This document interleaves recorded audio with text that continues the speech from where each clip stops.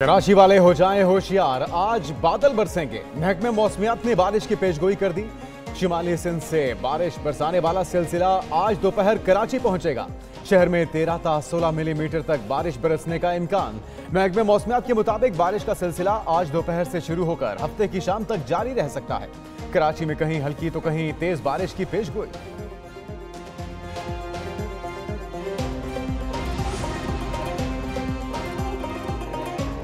वज़ीर आला सिंध सैयद मुराद अली शाह का सूबे भर में आज रेन इमरजेंसी का निफाज, नोटिफिकेशन जारी। कराची में सरकारी और निजी तमाम दफातर दोपहर 2 बजे बंद हो जाएंगे। नोटिफिकेशन के मुताबिक रेन इमरजेंसी का इतलाक निजी इदारों पर भी होगा, ताहम जरूरी खिदमात के इदारों को इस्तिस्ना हासिल होगा। तमाम बल्दियाती इदारों, इंतजामिया और अस्पतालों को हाई अलर्ट रहने की हिदायत। शहरियों को गैर जरूरी तौर पर घरों से निकलने से गुरेज करने का मशवरा। कमिश्नर कराची ने अपील कर दी।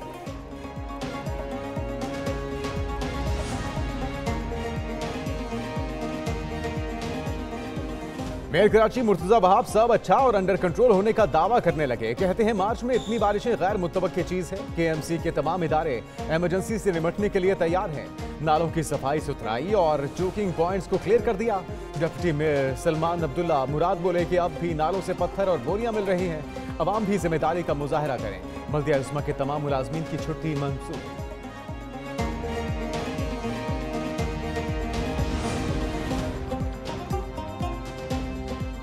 कराची में रेन इमरजेंसी नाफिज, मगर शहर के नालों की सूरत हाल खराब। नॉर्थ नाजिमाबाद में नालों की दीवारें गायब। North Nazimabad NADRA mega centre के साथ सड़क पर बड़े बड़े गड्ढे हादसात का सबब बनने लगे।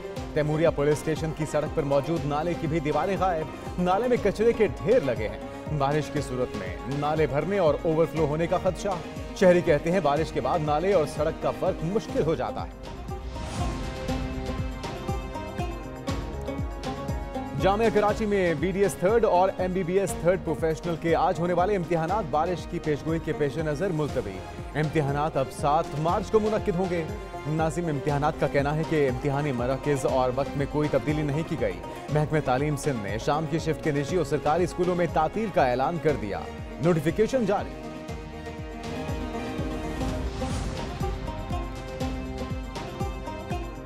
Chairman people's party Bilawal Bhutto की सिंध में मुमकिना बारिशों के पेश नज़र सूबाई हुकूमत को भरपूर और मौसर किरदार अदा करने की हिदायत। तमाम अराकीन सिंध असम्बली और मुंतखब बल्दियाती नुमाइंदे रेन इमरजेंसी में अपना फाल किरदार अदा करें। Provincial disaster management authority Sindh के बल्दियाती इदारों के साथ मिलकर बारिश के बाद पैदा होने वाली सूरत हाल में अपना फाल किरदार अदा करें।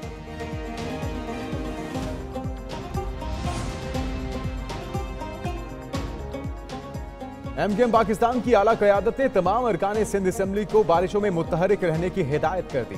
ज़राए के मुताबिक तमाम अराकीन को अपने अपने हलकों में रहने की हिदायत। MKM क़यादत की जानिब से अरकान को कहा गया कि वो अपने हलकों में रहकर आवाम की खिदमत करें। दूसरे शहरों में जाने से रोक दिया।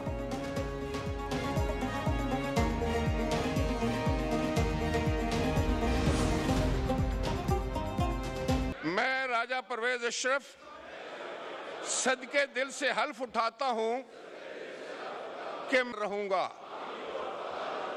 कि बहैसियत रुकन कौमी असेंबली। पाकिस्तान की 16वीं कौमी असम्बली वजूद में आ गई। 9 मुंतखब अरकान कौमी असम्बली ने हल्फ उठाया।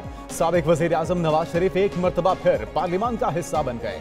नामजद सदर आसिफ जरदारी और नामजद वज़ीर आज़म शहबाज शरीफ ने भी कौमी असम्बली की रुकनियत का हल्फ उठाया। बिलावल भुट्टो, फजल रहमान, हमजा शहबाज, अयाज सादिक, परवेज अशरफ, यूसुफ रजा गिलानी हल्फ उठाने वालों में शामिल। अख्तर मैंगल, महमूद अचकजई, अलीम खान रुकने कौमी असम्बली बन गए। खालिद मकबूल सिद्दीकी, फारूक सत्तार, मुस्तफ़ा कमाल, खालिद मक्सी, चौधरी सालिक, एहसन इकबाल ने भी हल्फ उठाया। रोल ऑफ मेंबर्स पर दस्तखत किए। इफ्तिताही रोज मजमूई तौर पर 302 अरकान ने हल्फ उठाया।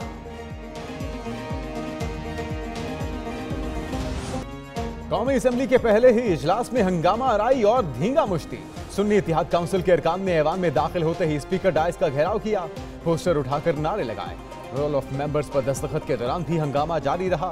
ख्वाजा आसिफ को फ्लोर देने पर सुन्नी इत्तेहाद के अरकान का एहतजाज। नशिस्तों पर खड़े होकर नो नो के नारे लगाए। जमशेद दस्ती ने जूता लहरा दिया। PTI के हिमायत याफ्ता बैरिस्टर गौहर, उमर अयूब, असद उमर, शेर अफजल ने हल्फ उठाया। शहरियार आफरीदी, अली मोहम्मद खान, हामिद रजा और दीगर भी रुकने कौमी असम्बली बन गए।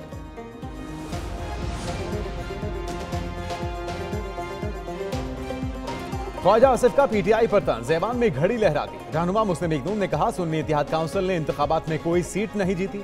जिन साहब ने मखसूस नशिस्तों की फहरिस्त देना थी वो नहीं दी।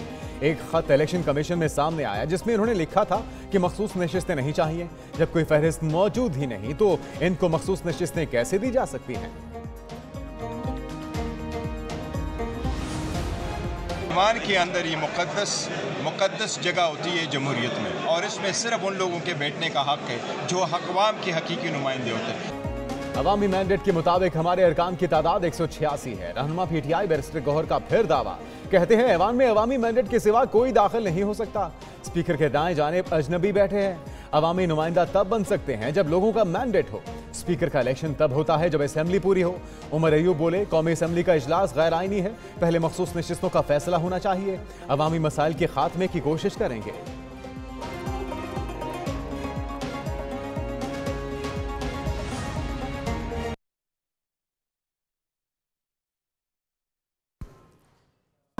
इस तरह के खत वही लिख सकते हैं, ये उनका वतीरा है और कोई पार्टी, कोई शख्स, कोई फर्द ऐसा खत नहीं लिख सकता।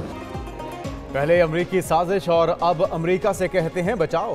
तहरीके इंसाफ का IMF को खत, मुल्क पर घाव। कायद नून लीग नवाज शरीफ की तनकीद, कहते हैं कोई सियासी जमात ऐसे खत नहीं लिख सकती। नामजद वजीर आजम शहबाज शरीफ ने भी IMF को खत लिखने की मजम्मत कर दी। कहा यह साइफर के बाद मुल्क दुश्मनी का एक और सबूत है। इसके बाद किसी को शक नहीं रहना चाहिए, ये मुल्क की बर्बादी चाहते हैं।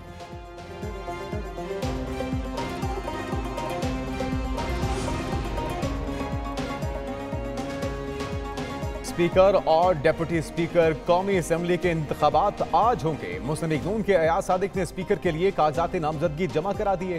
पीपल्स पार्टी के गुलाम मुस्तफा डिप्टी स्पीकर के उम्मीदवार। सुन्नी इत्तेहाद काउंसिल की तरफ से स्पीकर के लिए आमिर डोगर, डिप्टी स्पीकर के लिए जुनेद अकबर ने कागजात जमा कराए। जांच पड़ताल में तमाम कागजात मंजूर। स्पीकर का पैनल ऑफ चेयरपर्सन का भी ऐलान। रियाज पीरजादा, बशीर विर्क, नवीद कमर, नफीसा शाह, अली मोहम्मद खान और अमीनुल हक नामजद।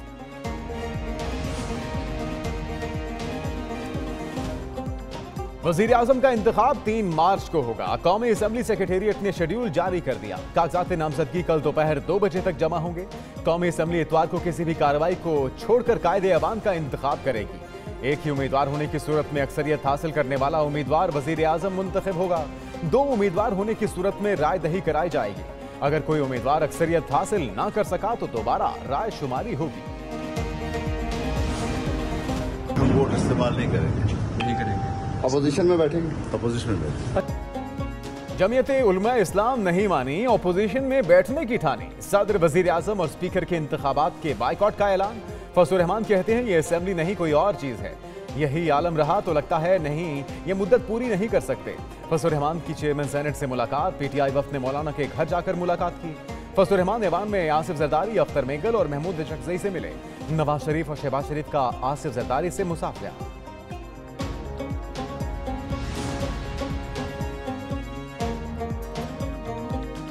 MKM का सदर के अलावा बाकी ओहदों पर इत्तेहादियों को वोट देने का ऐलान। खालिद मकबूल सिद्दीकी कहते हैं जमहूरियत डिरेल नहीं होने देंगे। अवाम तक जमहूरियत के समरात पहुंचने चाहिए। लीगी रहनुमा अयाज सादिक बोले पीपल्स पार्टी MKM BAP से वोट देने की दरखास्त की। कोशिश है मुल्क को बेहतरी की तरफ ले जाएं। जराए के मुताबिक MKM मुतालबात की मंजूरी तक काबीना का हिस्सा नहीं बनेगी। मुत्तहिदा का 4 वजारतों का मुतालबा, नून लीग सिर्फ 1 देने पर तैयार।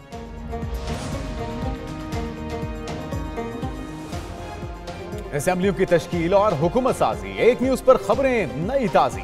एक न्यूज की सबसे बड़ी ट्रांसमिशन। पार्लियामेंट हाउस के सामने ट्रक खड़ा करके मुनफरिद कवरेज। शहर इक़्तिदार से पल पल की ब्रेकिंग न्यूज दी। जानदार तज्जिए और तबसरे एक साथ पेश किए। लम्हा ब लम्हा और पल पल की खबरें, रिपोर्टर्स और कैमरामैनों का जाल। अरकाने कौमी असेंबली की आमद और दीगर सरगर्मियां। एक न्यूज ने नाज़रीन के लिए सबसे बड़ी ट्रांसमिशन पेश की।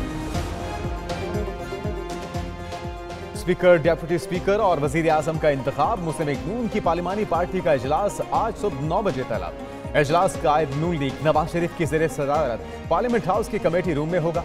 स्पीकर, डिप्टी स्पीकर और वजीर आजम के इंतखाब का लाहेअमल तय किया जाएगा। नवाज शरीफ पार्लिमानी पार्टी को आइंदा की हिकमत अमली से भी आगाह करेंगे।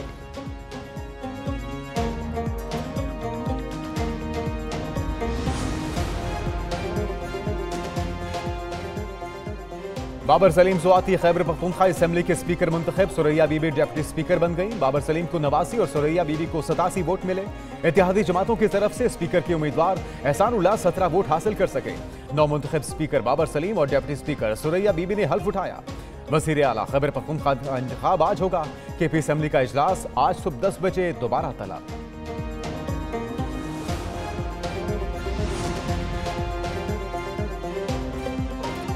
बलूचिस्तान में भी हुकूमत साजी में पेशरफ, सूबे में इत्तेहादी जमातों की पहली कामयाबी। मुस्लिम लीग नून की अब्दुल खालिक अचकजई बिला मुकाबला स्पीकर मुंतखब। पीपल्स पार्टी की गजाला गोला बिला मुकाबला डिप्टी स्पीकर बन गई। बलूचिस्तान असेंबली के नए स्पीकर अब्दुल खालिक और डिप्टी स्पीकर गजाला गोला ने हल्फ उठा लिया। वज़ीर आला के लिए कागजात नामजदगी आज शाम 5 बजे तक जमा होंगे। वज़ीर आला का चुनाव 2 मार्च को होगा।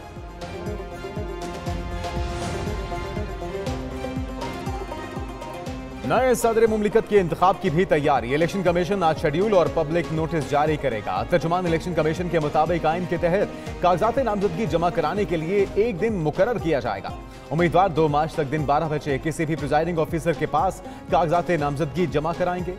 उम्मीदवार कागजात नामजदगी इलेक्शन कमीशन सेक्रेटेरिएट, सूबाई इलेक्शन कमिश्नर पंजाब, सिंध, खैबर पख्तूनख्वा और बलूचिस्तान से हासिल कर सकते हैं।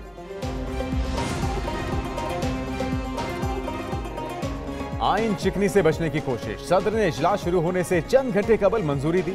सदर आरिफ अलवी ने कौमी असेंबली इजलास बुलाने की मंजूरी निश्शब्द में दी। निगरान वजीर आजम की समरी पर दस्तखत किए। मखसूस नशिस्तों के मामले के हल की तवक्को भी जाहिर की। वजीर आजम की समरी में लहजे और इल्जामात पर तहफ़्फ़ुज़ात का इजहार।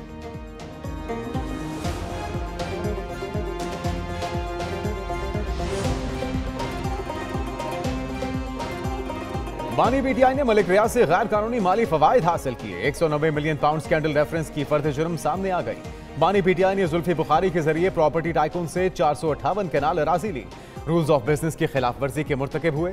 अलकादिर ट्रस्ट को अपने रसूख से काबीना से मंजूर कराया। बुशरा बीबी ने गैर कानूनी कामों में अहम किरदार अदा किया। दोनों मुल्जिमों ने 190 में से 170 मिलियन पाउंड की सहूलतकारी की। कार खास फरज शहजादी के जरिए इस्लामाबाद में 240 कनाल अराजी हासिल की।